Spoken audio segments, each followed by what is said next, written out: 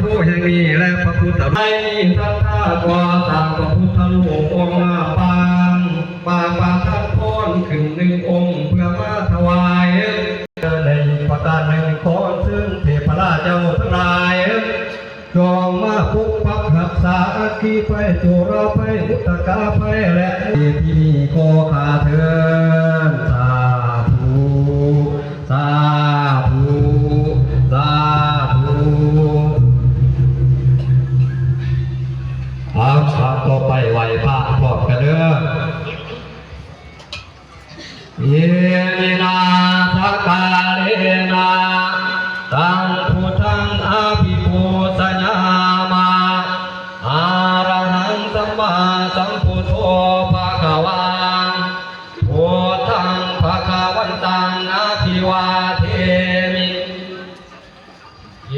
มินาสักกาเลนะตังธัมมังอภิปูชญามามินาสักกาเลนะตังสัมมาสัมพุทธัสสะพุทธังสรณังคัจฉามิยังพุทโธวะนิทังนาตุหัตถะตังสังวริโกวะโพเทสวัสดีกาลินวาจังปาธัมมิมุขมังอะระหังมยายังธัมโมปะนิทังนาตุหัตถะปฏิปันโนภะคะวะโตสาวกสังโฆ